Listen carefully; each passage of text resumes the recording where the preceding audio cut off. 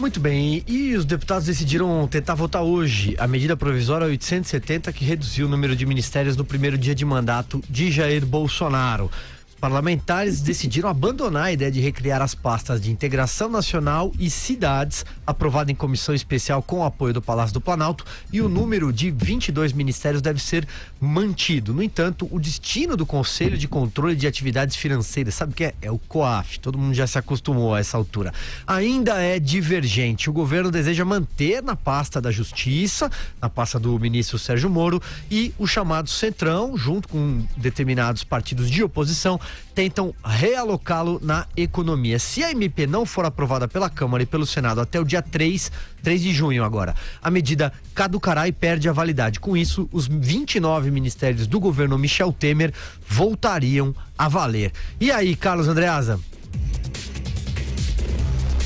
Silvio, há um acordo para que se vote hoje, né? Para que se resolva isso hoje, exatamente como você descreveu. No entanto, há algumas tentativas de obstruir a pauta do plenário, porque esse é um dado da realidade, uma consequência da conjuntura que nós temos. A desconfiança reina. É difícil cumprir acordo. Essa é a percepção geral no parlamento.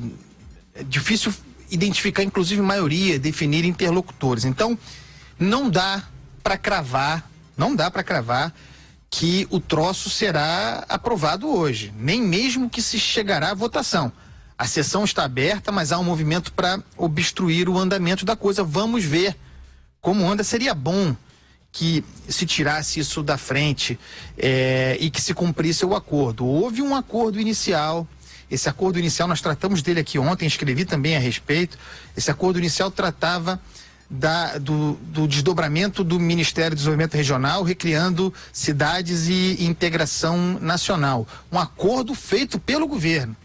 Ato contínuo, os agentes governistas influentes em rede social passaram a dinamitar, tratando como chantagem do parlamento, aquilo que havia sido acordado legitimamente entre governo e parlamento. E aí com isso veio esse recuo. Então foi um acordo inicialmente quebrado.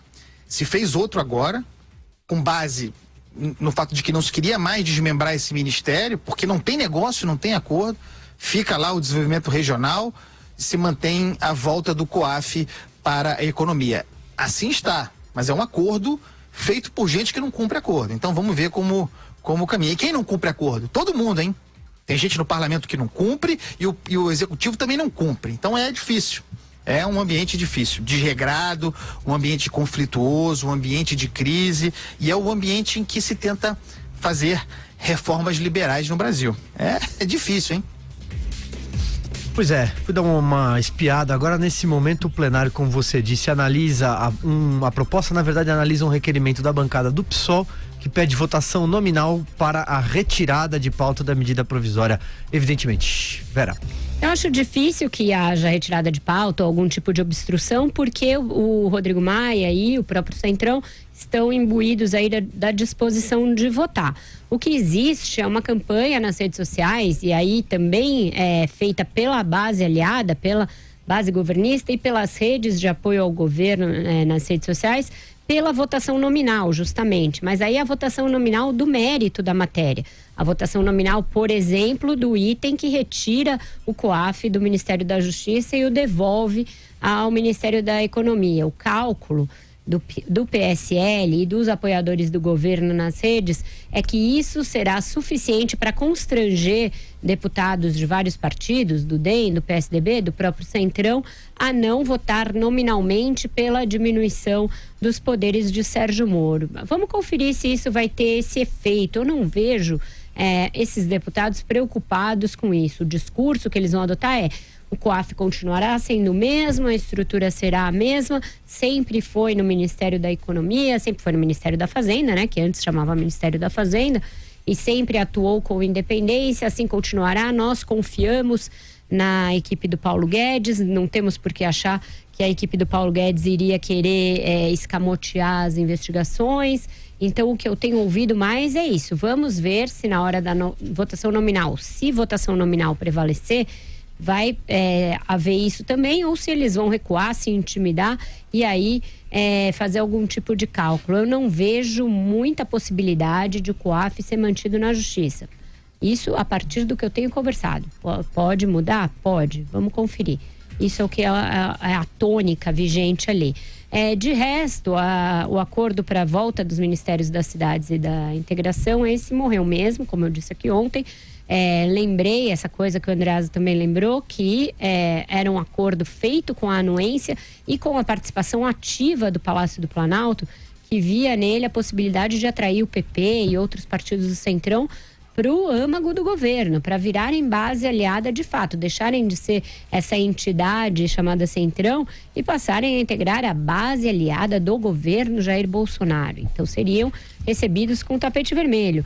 E foi justamente a possibilidade dessa entrada do PP no poder, com a possível nomeação do ex-deputado, hoje secretário aqui em São Paulo, Alexandre Baldi, para as cidades, que irritou o Podemos e irritou o PSL, que aí passaram a dinamitar o acordo. Foi isso que aconteceu desde a quarta, quinta-feira da semana passada para cá. Vamos acompanhar como que isso vai se desdobrar lá na frente. É claro que agora o Centrão deu um recuo, deu um passo atrás. Mas o que isso vai cobrar mais adiante? Hoje já vimos ali algumas demonstrações de independência na votação da tributária na CCJ, que a gente vai tratar mais adiante. Outras poderão vir. Alexandre Bois, vamos amarrar esse blocão aqui. Bom, para começo de conversa, esse cavalo de batalha todo que foi montado em cima do COAF, se ele vai estar na economia, se ele vai estar na justiça, eu entendo que haja diferenças administrativas que possam, por exemplo, privilegiar a celeridade de alguns processos se ele estiver na justiça. A própria ideia da Lava Jato é uma ideia de força-tarefa, de órgãos e departamentos que funcionam juntos. Então, na estrutura administrativa pensada pelo ministro Sérgio Moro no combate à criminalidade, ter o COAF sob a sua responsabilidade pode ser que agilize um processo aqui ou ali. Mas todo esse carnaval que é feito em cima desse assunto me parece extremamente ofensivo ao ministro Paulo Guedes, porque a ideia de que um COAF no Ministério da Economia é um COAF frouxo, é um COAF que não funciona, é um COAF que não tem a mesma energia, a mesma vontade de combater a lavagem de dinheiro, crime, é extremamente ofensivo ao ministro Paulo Guedes, que é um ministro seríssimo, e não pode passar pela cabeça de ninguém que um COAF no Ministério da Economia fosse um órgão conivente com o crime, né? Quer dizer, para começo de conversa, quem está nessa briga aí e está na gritaria falando isso, eu entendo que pode ser desejável que o COAF esteja na justiça por conta do desenho dessa força-tarefa imaginada pelo ministro Sérgio Moro. Então, que fique, se possível, na justiça para que haja esse tipo de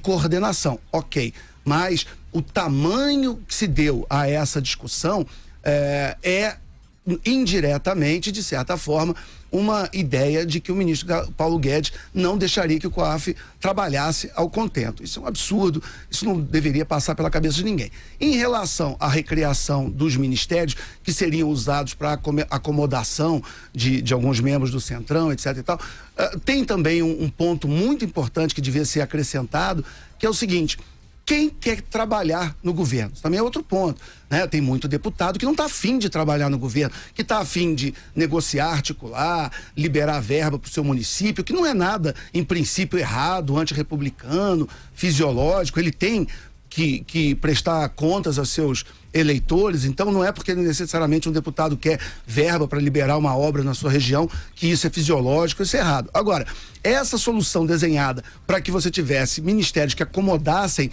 membros do Centrão também esbarra na resistência de muitos parlamentares de indicar nomes ou participar diretamente da administração. Por quê? Porque a gente sabe que alguns ministérios já deram, e alguns órgãos do governo já deram demonstrações de serem muito conflituosos, né? A gente viu, por exemplo, o show de horrores que foi na Apex, né? Como é que você tinha todo dia uma crise, todo dia uma briga, todo dia notícia vazada para a imprensa, prints de conversas de WhatsApp vazando para a imprensa.